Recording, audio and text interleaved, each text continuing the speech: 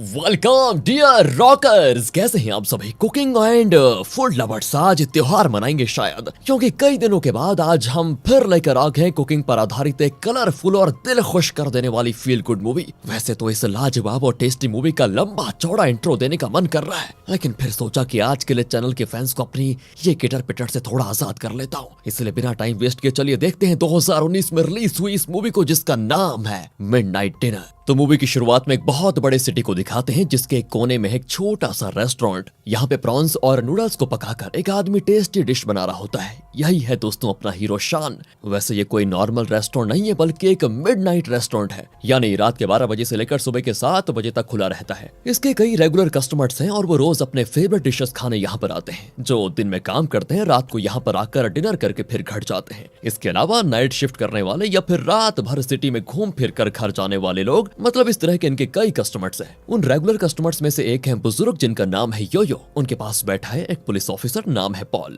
ये दोनों काम के बाद यहाँ पर आकर ड्रिंक करते हुए मस्त खाते हैं और थोड़ी देर गप्पे लड़ाकर ही घर जाते हैं, वरना इनको नींद नहीं आती है। इस तरह का इनका रूटीन है। अब ऐसे में एक रात यहाँ पर 3 फ्रेंड्स आते हैं, 2 लड़कियां और एक लड़का। शायद पहली बार इस रेस्टोरेंट में आए हैं, तो पूछते हैं कि यहाँ पर क्या क्या मिलता है। योयो कहता है कि ये उस तरह का ठाट बाट वाला रेस्टोरेंट नहीं है बेटा, यहाँ मेनू कार्ड नहीं होता। वो बोर्ड देखा तुमने, उसी पे लिखा हुआ है यहाँ पर क्या क्या मिलता है। अगर कोई स्पेशल डिश चाहिए तो तुम रिक्वेस्ट कर सकते हो और शेफ बना कर दे देगा। यहाँ पर प्रॉन और नूडल्स के कुछ डिशेस मिलते हैं, इसके अलावा शराब भी मिलता है। पर ये तीनों तो फोन पे लगे रहते हैं दोस्तों। और तब शान आकर पूछता है कि बताइए आपको क्या खाना है। तीनों अलग अलग डिशेस बताते हैं। फिर क्या था, शान बड़े ध्यान से उनके लिए प्रॉन और नूडल्स के डिश बनाकर उसमें कोई मस्त सा सूप डालकर फिर गार्निश करता है।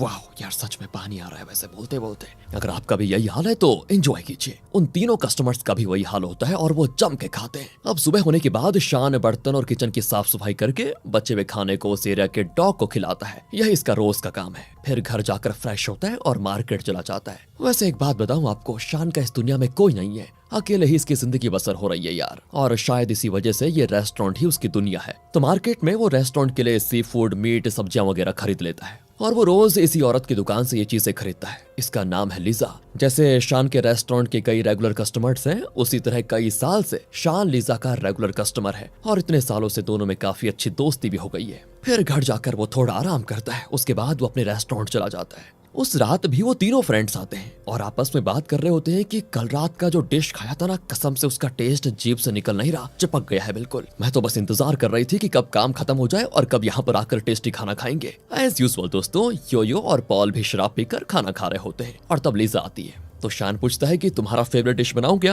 पर वो कहती है कि क्या यार, ऐसा भी कोई दिन है क्या जब मैंने ड्रिंक से पहले खाना खाया हो? पहले शराब फिर खाना, यार तुम्हें पता तो है। और दोस्तों, इस लीजा को अंधाधुंध पीने की आदत है, वो खूब पीती है। वैसे इस रेस्टोरेंट की एक और खासियत है ये कि यहाँ पे जो भी कस्टमर्स आते हैं ना, वो खाना खाते हुए अपने सुख दुख की कहानियां भी शेयर करते हैं। ऐसा मूड बन जाता है इस मिडनाइट डिनर में। बताओ, यहाँ पर बैठे सारे कस्टमर्स एक दूसरे के लिए वैसे अजनबी हैं, लेकिन आपस में ऐसे घुल मिलकर बातें कर रहे होते हैं जैसे कि कई अरसों से दोस्त हो। मतलब यहाँ का माहौल ही ऐसा हो जाता है कि सभी को किसी न किसी तरह से अपनापन महसूस होता है। इतने में वहाँ पर लीजा का बेटा आ जाता है, जिसका नाम है युआन, और ये एक बॉक्सर है। उसका काम है शराब के नशे में धुत बैठी अपनी माँ को सेफली घर लेकर जाना। रोज वो जल्दी आ जाता है ताकि लीजा को ज्यादा पीने से रोक पाए, पर आज उसको देर हो गई थी तो यहाँ लीजा का पी पीकर बुरा हाल हो गया था। वो लीजा को खूब डांटता भी है, लेकिन तभी लीजा का ऑर्डर किया हुआ ओयस्टर डिश पक रहा होता है, जिसकी खुशबू किचन से हवा में बहकर सीधे डाइनिंग एरिया में पहुंच जाती है। युआन कहता है कि वाह, लगता है आज ओयस्टर फ्राई बन रहा है। अपने शेफ के हाथ में सच में जादू है यार, जादू। इसी बीच शान को ओयस्टर डिश बनाते हुए दिखाते हैं। वो उसमें कई इंग्रेडिएंट्स डालता है और उसका रंग रूप देखकर मुझे तो दोस्तों सच बताऊं तो बहुत बढ़िया लग रहा है। उसकी सुगंध ऐसी होती है कि युआन के तो लार टपक कर आ जाती है बाहर। शान कहता है, मुझे मालूम है तुम यहाँ अपनी माँ को लेने नहीं, ओयस्टर फ्राई खाने आते हो है ना, चलो फिर बैठ जाओ, मैं अभी लेकर आता हूँ। ये कहकर शान बड़े प्यार से उसके लिए ओयस्टर फ्राई लेकर आ जाता है। तो पेट भर ओयस्टर फ्राई खाने के बाद युआन अपनी माँ को उठाकर लेकर जाता है, क्योंकि अब तक दोस्तों वो नशे में फ्लैट हो चुकी थी। यहाँ आने वाले हर कस्टमर के पीछे कोई ना कोई कहानी है, चाहे वो खुशियों से भरी हो या फिर दुख भरी कहानी हो। इस रेस्टोरेंट में आकर हर कोई अपनी कहानी शेयर किए बिना रह नहीं पाता, यही खासियत है इस रेस्टोरेंट की। वैसे मैं ये आपको पहले बता चुका हूँ, कोई बात नहीं। तो इस वजह से शान भी उन सभी के दुख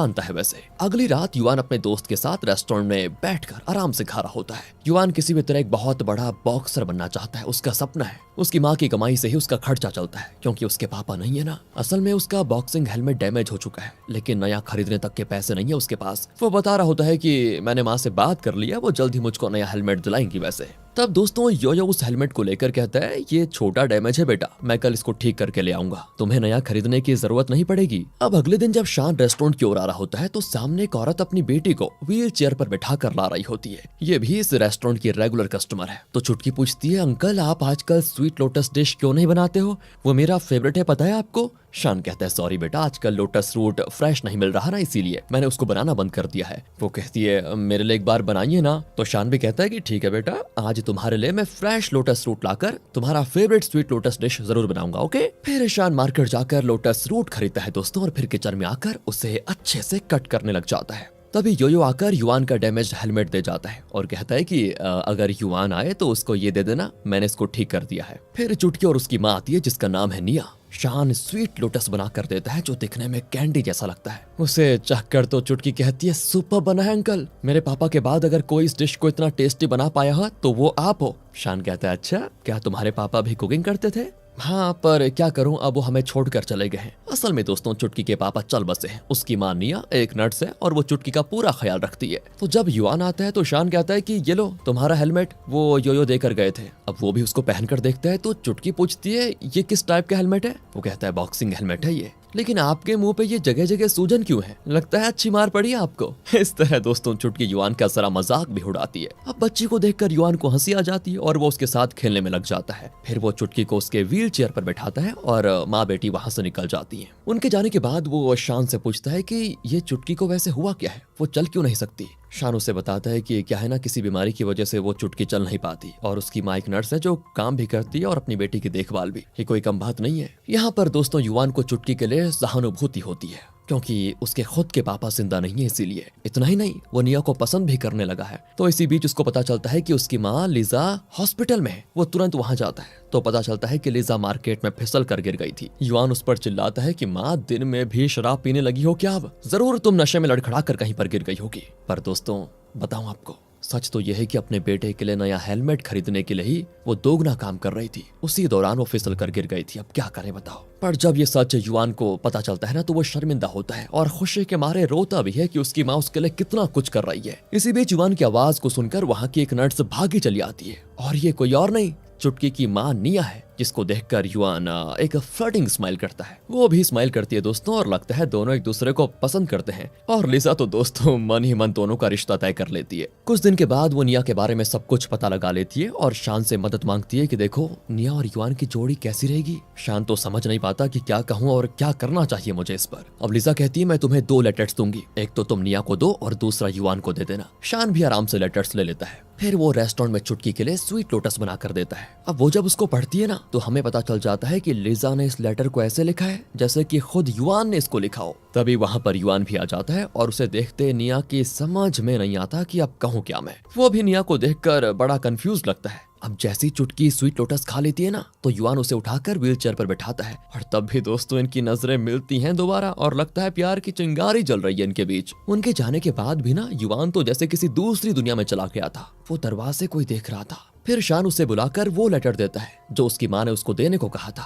और कहता है कि ये लेटर निया ने तुम्हारे लिए दिया है। झूठ बोला इसने। तो उसके अंदर किसी कॉन्सर्ट के 2 टिकट्स होते हैं और एक लेटर भी होता है जो लिजा ने लिखा था, लेकिन ऐसा लिखा है कि ये लगे वो निया ने लिखा है। बस दोस्तों फिर क्या था, प्यार की रेल पटरी पर चल पड़ती है और दोनों उस कॉन्सर्ट के लिए जाते हैं। और युआन ठहरा बॉक्सर वो कॉन्सर्ट में खराटे भरने लग जाता है। कॉन्सर्ट के बाद निया पूछती है, तुमने खुद कॉन्सर्ट के टिकट्स बुक किए और मुझे भी बुलाया? मैंने सोचा तुम्हें कॉन्सर्ट पसंद होगा पर तुम तो सो गई, ये क्या है? युआन एकदम शॉक होकर पूछता है, क्या मैंने आपको बुलाया? आपने खुद मेरे लिए एक लेटर और कॉन्सर्ट के 2 टिकट्स दिए थे और मुझे इनवाइट भी किया था। इस पर निया कहती है, तुमने खुद व्हाट्सएप पर मुझे मैसेज किया था कि तुम्हें कॉन्सर्ट्स बहुत पसंद है। और दोस्तों ये बातें सुनकर युआन को चक्कर आने लग जाते हैं क्योंकि उसने कभी निया को कोई मैसेज किया ही नहीं। और जब निया फोन पर व्हाट्सएप मैसेजेस दिखाती है तब जाकर युआन रियलाइज करता है कि ओह बेटे, ये जरूर मेरी माँ का किया कराया है। उसे बड़ा गुस्सा आता है अपनी माँ पर और वो सीधे शान से सवाल करने जाता है। तो वो कहता है कि देखो भाई देखो, मैंने कुछ नहीं किया, तुम्हारी माँ ने मुझे करने को कहा और एक अच्छे दोस्त के नाते मैंने कर दिया बस, और कुछ नहीं। अब तुम जानो या तुम्हारी माँ जाने। युवान कहता है नहीं नहीं नहीं, काम तो माँ ने बहुत अच्छा किया है क्योंकि मुझे निया पसंद जो है, लेकिन उनकी हिम्मत तो देखो, मेरी परमिशन के बिना मेरा फोन उठाकर मेरे व्हाट्सएप से उसको ऐसा मैसेज किया जैसे मैंने खुद किया हो। यार ये अच्छा थोड़ी है वैसे, लेकिन अच्छा लगा मुझे। शान कहता है कि देखो तुम्हारी माँ लीजा जो करेगी ना तुम्हारी भलाई के लिए करेगी। सोचो अगर उसने ये सब नहीं किया होता तो तुम तो बस निया को देख कर ही करके रह जाते, उससे बात करने तक की हिम्मत नहीं थी तुम्हारे अंदर। पर अब देखो तुम्हारी माँ की कोशिश से तुम दोनों डेट पर भी चले गए और शायद निया तुम्हें पसंद भी करती होगी, आई मीन करती है। युवान कहता है कि यार पर मुझे नहीं लगता वो मुझे पसंद करेगी क्योंकि मैंने उसे सच बता दिया कि वो व्हाट्सएप मैसेज मैंने नहीं मेरी माँ ने किया था। गड़बड़ी हो गई यार। शान कहता है देखो इतना मायूस होने की जरूरत नहीं है, अपने अगले मैच में कॉन्सेंट्रेट करो, उसको जीत जाओ और फिर निया को प्रपोज करना, देखना वो तुम्हें जरूर समझ जाएगी। और अब युवान उस मैच के लिए खूब मेहनत करता है और अच्छे से ट्रेन करता है अपने आप को। आखिर मैच का दिन भी आ जाता है। पहले 3 राउंड्स में तो वो खूब मार खाता है, उसकी अंधाधुंध पिटाई होती है दोस्तों, और लगता है उसके मुंह पे पंचर हो चुका है। अब बचा है आखिरी राउंड, ये उसका लास्ट चांस है जीत हासिल करने का। उसे बचपन से लेकर आज तक की हर मुश्किल, हर अपमान, हर मार, हर दुख दर्द, पापा का गुजर जाना, गरीबी में भूखा रहना, उसकी और लिसा की खुदकुशी करने की कोशिश, ये सब याद आ जाती है। और दोस्तों ये सारी चीजें उसके अंदर बिल्कुल ज्वालामुखी की तरह चल रहे होते हैं, जिससे उसमें नया जोश आता है कि अब तक लाइफ में वो चाहे जितनी भी बार हारा हो लेकिन ये मैच उसको जरूर जीतना होगा। इस तरह का कॉन्फिडेंस उसके अंदर आता है। और कुछ ना सही दोस्तों, ये मैच जीतने से कम उसे निया को प्रपोज करने का कॉन्फिडेंस तो जरूर आएगा। यही सोचकर वो पूरे जोश के साथ आखिरी राउंड में अपने अपोनेंट को 4 पंच करता है और आखिरी पंच में वो फ्लैट, और इस तरह युवान जीत जाता है मैच। बहुत ही टफ मैच था वैसे, लेकिन युवान इसको जीत गया। उसके सारे फ्रेंड्स उसे कंधों पे उठाकर सेलिब्रेट करने में लगे होते हैं क्योंकि अब युवान एक चैंपियन बन चुका है। फिर वो निया को प्रपोज करता है बड़े ही रोमांटिक स्टाइल में और वो मान जाती है दोस्तों, क्योंकि वो भी बेइंतहा प्यार करती है युवान से। तो इस तरह दोनों एक हो जाते हैं। ओके, अब एक रात मिडनाइट डिनर में एक लड़की आती है जो एक एड एजेंसी में काम करती है। सेम डेली की तरह किचन में कोई डिश बन रहा होता है, लेकिन महज उसकी खुशबू से वो जान लेती है कि उस डिश में कौन कौन से इंग्रेडिएंट्स मिलाए जा रहे हैं और कितनी मात्रा में वो भी। अब शान तो दंग रह जाता है कि बताओ यार कैसा टैलेंट है इस लड़की के पास। और जैसा कि दोस्तों शान के रेस्टोरेंट की खासियत है कि अगर एक बार जो मिडनाइट डिनर में खा लेता है ना, वो बार बार यहाँ पर खाने को जरूर आता है। और ये लड़की भी अब इस रेस्टोरेंट की रेगुलर कस्टमर बन जाती है। इसका नाम मैं आपको बताता हूँ, मैरी। तो अब देखो कौन कौन हो गए, वो 3 फ्रेंड्स, योयो और बाकी सभी मैरी के साथ यहाँ पर बहुत ही अच्छे से घुल मिल जाते हैं। लेकिन पॉल एकदम चुप बैठा होता है। पॉल दोस्तों वही पुलिस वाला। इसके पीछे की स्टोरी हम आगे आपको जाकर सुनाएंगे। वैसे मैरी की बात कहें तो बहुत ही इनोसेंट लड़की है और इसे काफी हीन भावना है, यानी इंफीरियोरिटी कॉम्प्लेक्स, क्योंकि उसे लगता है कि वो ओवरवेट है एंड फिलहाल वो अपना वेट घटाने की पूरी कोशिश कर रही है। असल में जब मैरी कॉलेज में पढ़ती थी ना, तो कॉलेज के बास्केटबॉल चैंपियन पर उसे क्रश था। तो वो बताती है कि उसके इर्द गिर्द हमेशा खूबसूरत लड़कियां होती थी। मुझे लगा कि ऐसे में वो मुझे कभी देखेगा भी नहीं, पर वो सीधे मेरे प्यार में आ गया और अपने बास्केटबॉल पर मेरा साइन मांगने लग गया। उसने कहा कि सिर्फ मुझे तुम पसंद हो। अब मैं तो बड़ी नर्वस हो गई कि ये मुझसे ऑटोग्राफ क्यों मांग रहा है, मेरे में कुछ खास तो है नहीं। तो टेंशन में तो मैं उसके बॉल पर कुछ स्क्रिबल करके भाग गई। उसके बाद कॉलेज की पढ़ाई खत्म हुई और मैंने उस लड़के को कभी देखा तक नहीं। कई साल बीत गए थे। फिर मुझे एक एड कंपनी में जॉब मिली। वहां पर 1 साल काम करने के बाद मुझे पता चला कि उस कंपनी का सीईओ मेरा वही क्रश है। और मुझे यकीन हो गया था कि अगर मैं उसे प्रपोज अब करूंगी तो वो जरूर मान जाएगा, क्योंकि कॉलेज के टाइम में तो वो मुझे पसंद करता ही था। पर उसके सामने जाने से पहले मैं जरा अपना वेट थोड़ा कम करना चाहती हूँ, इसीलिए काफी वर्कआउट भी कर रही हूँ। लेकिन फिर भी मुझे काफी अजीब फील हो रहा है, क्योंकि जब उसने कॉलेज में मुझे प्रपोज किया था तब पता नहीं उसकी मेंटालिटी क्या थी, और अब उसके भरोसे मैं उसे अब प्रपोज करूंगी तो शायद गलत हो सकता है। क्या पता वो किसी और को पसंद करता हो। वो ठहरा है कंपनी का सीईओ और मैं ठहरी एक मामूली सी स्टाफ। एंड दोस्तों तब वो 3 फ्रेंड्स उसे काफी मोटिवेट करते हैं कि अरे तुझसे फिक्र ना करो जी, हम है ना, हम भी तुम्हारे साथ जिम ज्वाइन करेंगे और सब मिलकर वर्कआउट करेंगे, देखना तुम, इससे तुम्हारी हिम्मत भी बनेगी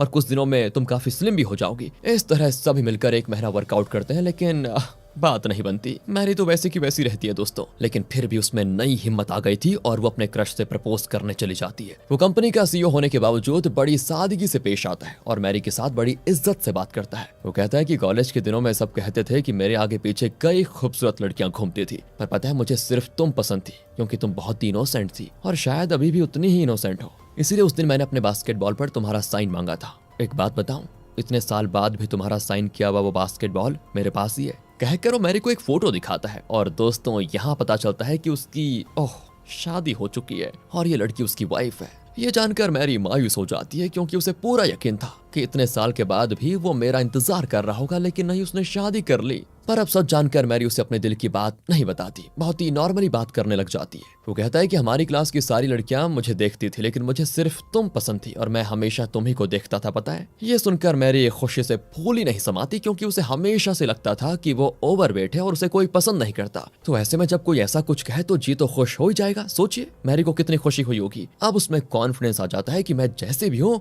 वही मेरी असली खूबसूरती है। मैं बेकार में स्लिम होने की कोशिश कर रही थी यार। अगर कोई मुझसे सच्चा प्यार करता है तो वो मुझे वैसे ही अपनाएगा जैसे कि मैं हूँ। तो वो रेस्टोरेंट में आकर सभी को ये बात बताती है। तो वो पूछते हैं क्या तुम्हें सच में अफसोस नहीं है कि उसकी शादी हो गई। मैरी कहती है नहीं, मुझे जरा भी अफसोस नहीं है। कई लोग मेरे ओवरवेट की वजह से मुझे बॉडी शेमिंग करते थे, लेकिन क्लास का सबसे हैंडसम लड़का वो अपने मुंह से कह रहा है कि उसे सिर्फ मैं और मैं पसंद थी। इससे ज्यादा खुशी की बात मेरे लिए और क्या हो सकती है बताओ। अब अगले सीन में दिखाते हैं कि कुछ दिन के बाद पॉल शान से कहता है कि तुम जो बचा कुचा खाना सड़क के डॉग को देते हो ना, वो चाइना के हेल्थ रेगुलेशंस के खिलाफ है। इसके लिए तुम्हें अरेस्ट भी किया जा सकता है। पर शान कहता है कि किसने कहा वो सड़क का डॉग है, मैं तो उसे पाल रहा हूँ। और इस पर पॉल गुस्से में चला जाता है। असल में पॉल शान का छोटा भाई है, मतलब सगा भाई नहीं है, बल्कि शान के पेरेंट्स ने पॉल को बचपन में गोद लिया था। कई साल पहले शान और पॉल मिलिट्री में थे। उनकी माँ अपने हाथों से इन दोनों के लिए एक तरह का बन बना कर देती थी और शान से कहती थी कि तुम्हें अपने छोटे भाई का ख्याल रखना है बेटा। और जब भी कोई युद्ध होता था ना, तो शान अपने से ज्यादा अपने छोटे भाई पॉल का ख्याल रखता था। एक दिन लड़ाई के दौरान पॉल ने गलती से शान पर एक हथियार से हमला कर दिया था। उसी का निशान आज तक शान के चेहरे पे बना हुआ है दोस्तों। उस युद्ध में कई सोल्जर्स मारे गए थे, जिसके बाद दोनों भाइयों ने मिलिट्री छोड़ दी और अपना गांव छोड़कर इस शहर में आ गए। पॉल ने फिर पुलिस डिपार्टमेंट ज्वाइन कर लिया और शान ने रेस्टोरेंट चालू कर लिया, क्योंकि उसने अपनी माँ से कुकिंग की कला सीखी हुई थी। ये सारी बातें वैसे शान के वॉइस ओवर में हमें सुनाई जाती हैं। कुछ दिन बीत जाते हैं और अब जाड़े का मौसम शुरू हो जाता है। शान अपने रेस्टोरेंट के पास होता है और तब एक लड़की की आवाज उसे आती है कि अंकल आज रेस्टोरेंट खुला है क्या, कोई डिश मिलेगा क्या। शान चिल्लाता है कि हाँ हाँ जरूर मिलेगा, तुम आ जाओ। वो बेचारी लड़की ठंड के मारे कांपती हुई आती है। शान कहता है कि इस खराब मौसम में तुम इतने आराम से चली आ रही हो, लो ये गर्मा गर्म सूप पी लो। कहकर वो उसको बढ़िया सा सूप बना कर देता है और पूछता है कि अब बताओ तुम क्या खाओगी। वो कहती है कि मुझे वॉन्टन खाना है, ये दोस्तों चाइनीज डिश है। शान कहता है कि हाँ जरूर मिल जाएगा यहाँ पर, लेकिन थोड़ा टाइम लगेगा उसमें। कहकर वो उसका फेवरेट डिश बनाने में लगा होता है। पहले तो वो आटा गूंद लेता है, फिर साग को उबाल कर उसे अच्छे से कट करता है, फिर मांस के साथ उसे ये मिक्स करता है, फिर मस्त आटे की रोटी बनाता है और उसके अंदर साग और मांस का मिक्सचर स्टफ करके उसे बढ़िया तरीके से पकाता है। तो अब बनकर तैयार हो चुका है उस लड़की का फेवरेट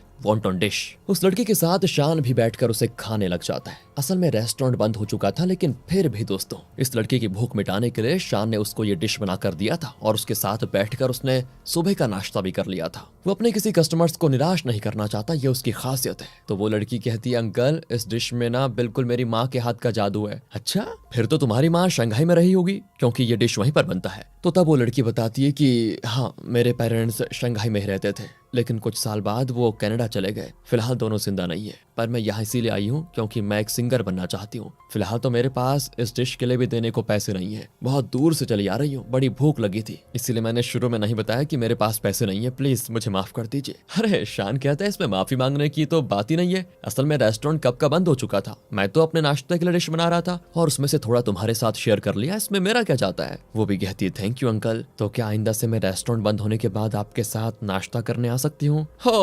शान को उसकी मासूमियत बहा जाती है। वो कहता है हाँ जब भी खाने का तुम्हारा मन करे तुम आ जाना। आखिर में दोस्तों वो उस लड़की को चाय भी बना कर देता है। शान दिखने में भले ही सख्त लगता है, लेकिन दिल से वो एक छोटा बच्चा है, मतलब बहुत नरम दिल, किसी का भी दर्द उससे सहा नहीं जाता। कुछ दिन के बाद वो लड़की वापस शान के रेस्टोरेंट में आती है और बताती है अंकल मुझे ना एक पार्ट टाइम जॉब मिली है और आज मुझे तनख्वाह भी मिली है, इसलिए आज देखो मैं जमकर खाने आई हूँ, पर पार्ट टाइम जॉब के साथ मैं अपना सिंगिंग भी प्रैक्टिस कर रही हूँ। शान कहता है मैंने तुमसे पैसे कब मांगे, तुम ये बताओ तुम्हारे पास पैसे हो या ना हो, तुम जब चाहो यहाँ पर आकर खा सकती हो। ठीक है अंकल, मुझे वही वॉन्टन डिश चाहिए। तो शान भी वो डिश बनाने के लिए किचन में चला जाता है और इसी बीच वो अपना गिटार उठाकर उसको बजाने लगती है और एक गाना गाती है। तब वहाँ पर बैठे एक आदमी को दिखाते हैं जो नशे में धुत है दोस्तों। असल में ये एक फेमस म्यूजिक कंपोजर है, लेकिन किसी वजह से उसे शराब की लत लग गई है। अब उस लड़की की आवाज जैसे उसके कानों में पड़ती है तो वो कैलेंडर का पन्ना फाड़कर उसमें उसके म्यूजिक नोट्स लिखने लग जाता है। फिर क्या था, उसी के जरिए इस लड़की को सिंगिंग का एक बहुत बड़ा मौका मिलता है। उसके म्यूजिक कंपोजिशन को वो लड़की बखूबी गाती है और जल्द ही फेमस भी हो जाती है दोस्तों।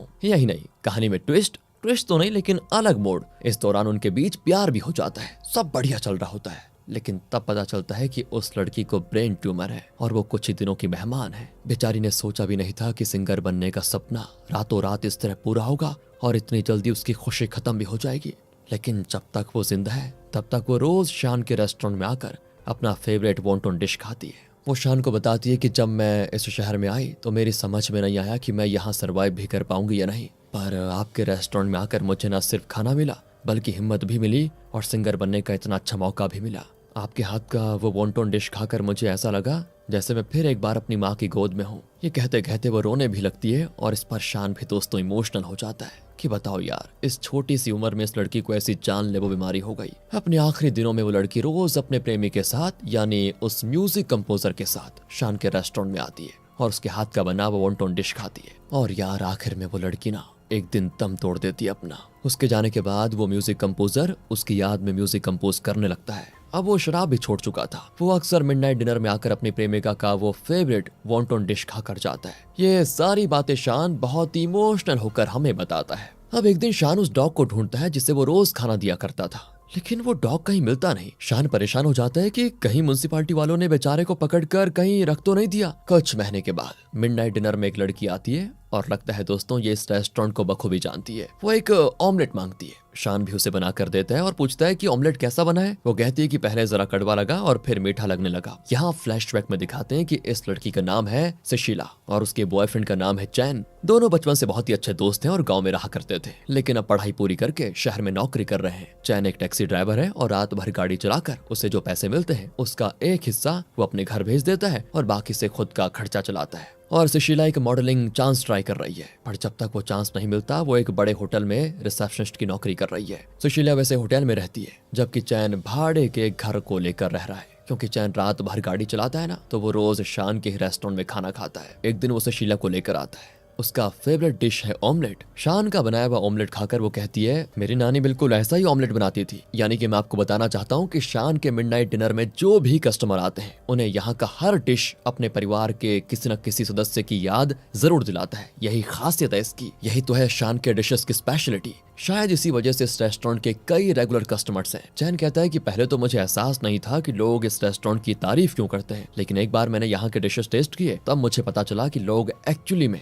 जो कहते हैं बिल्कुल सही कहते हैं। सुशीला एक बहुत ही बड़ी मॉडल बनना चाहती है जैसा कि मैंने आपको पहले बताया, और वो रिसेप्शनिस्ट की नौकरी के साथ साथ इंग्लिश भी सीख रही है। वीकेंड में सुशीला और चैंग आउटिंग के लिए निकल जाते हैं और अपने फ्यूचर के बारे में वहाँ मौज मस्ती करते हुए डिस्कस करते हैं। दरअसल यहाँ ना चैन को थोड़ी एक प्रॉब्लम है। एक्चुअली वो सुशीला का मॉडल बनना पसंद नहीं करता। वो तो कहता है कि तुम कोई और नौकरी ढूंढ लो ना, फिर हम शादी कर लेंगे आराम से। लेकिन सुशीला का सपना है कि वो मॉडल जरूर बनेगी। एक दिन दोस्तों चैन की गाड़ी में एक पैसेंजर आता है जो दिखने में बड़ा बिजनेसमैन लगता है, लेकिन आईने से वो सुशीला को घूर भी रहा होता है। अब चैन को उसकी नजर गलत लगती है, लेकिन हमें ऐसा कुछ नहीं लगता। सुशीला तो आराम से बैठकर मॉडलिंग से रिलेटेड कुछ पढ़ रही होती है। ये देखकर वो पैसेंजर सुशीला को अपना कार्ड देता है और कहता है कि मेरे ऑफिस में मॉडल्स की ऑडिशन चल रही है, तुम चाहो तो आ सकती हो। लेकिन चैन को उसकी हर बात गलत लगती है और वो जल्दी से उस पैसेंजर के ड्रॉप पॉइंट पर पहुंचा देता है उसे। उसके उतरने के तुरंत बाद ही वो बड़ी तेजी से गाड़ी लेकर वहां से निकल जाता है। सुशीला उसको डांटती है कि तुम्हें हो क्या गया है, वो आदमी मुझे मॉडलिंग का मौका देने वाला था। चैन कहता है देखो मुझे वो आदमी एकदम गलत लगा, उसको देखकर लगता नहीं कि वो ऑडिशन करवा रहा है, एकदम फ्रॉड लगता है वो। कहकर वो उस पैसेंजर का दिया हुआ कार्ड मांगता है, लेकिन सुशीला देती नहीं। चैन कहता है पहले एक बात अपने दिमाग में बैठा लो सुशीला, इस शहर में फेमस बनना इतना आसान नहीं है जितना तुम सोच रही हो।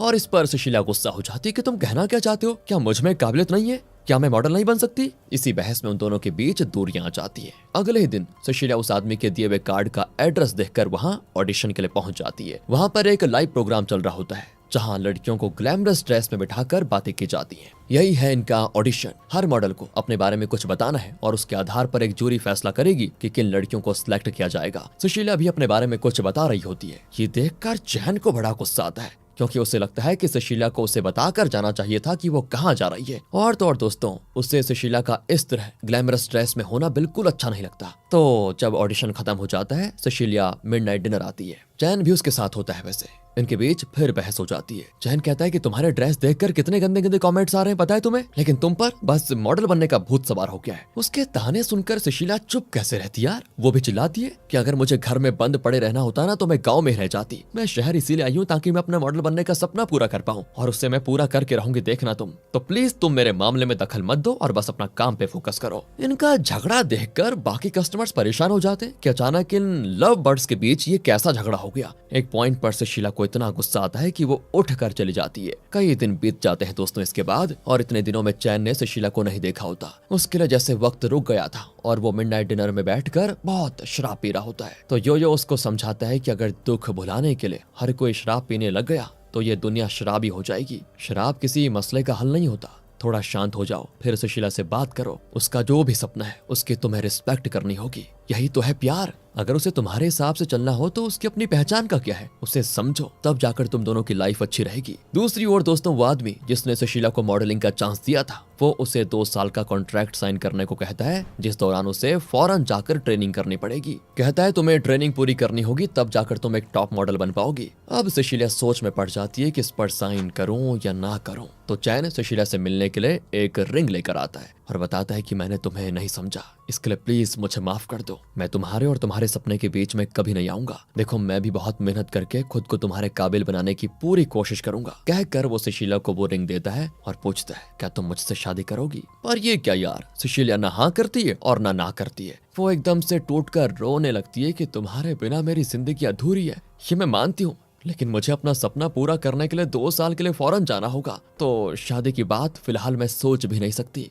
मुझे एक बहुत बड़ी मॉडल बनना है और उस सपने को पूरा करने के लिए मुझे थोड़ा वक्त चाहिए। इसीलिए जल्दबाजी में शादी की बात करना ठीक नहीं होगा। 2 साल के बाद फिर हम मिलेंगे और तब अगर तुम्हारे लिए मेरे दिल में और मेरे लिए तुम्हारे दिल में वही पुराना वाला प्यार रहा तो जरूर शादी करेंगे। ये कहकर वो दिल पर पत्थर रखकर वहां से चली जाती है। चैन टूट जाता है, लेकिन वो सुशीला को रोक कर कहता है कि ठीक है, मैं तुम्हारे आने का इंतजार जरूर करूंगा। तुम अपनी ट्रेनिंग पूरी करके वापस आ जाना। मुझे यकीन है कि तुम्हारा प्यार तब तक भी जिंदा रहेगा। यहाँ फ्लैशबैक होता है खत्म और 2 साल के बाद दिखाते हैं कि सुशीला वापस आ गई है। असल में उसकी ट्रेनिंग पूरी हो चुकी है और एक फोटो शूट भी हुआ है। लेकिन फोटो शूट के दौरान सुशीला को काफी डांट पड़ी थी क्योंकि वो ठीक से पोज नहीं कर पा रही थी। इसी वजह से वो उदास है और मिडनाइट डिनर में आकर शान का बनाया हुआ ऑमलेट खा रही है। तो शान पूछता है कि ऑमलेट कैसा है? वो कहती है शुरू में थोड़ा कड़वा था लेकिन फिर मीठा लग रहा है। शान कहता है कि सेम, यही तो लाइफ है। जब हम अपने सपनों को पूरा करने की कोशिश करते हैं तो शुरू में मुश्किलें आती हैं, सब कुछ कड़वा लगता है,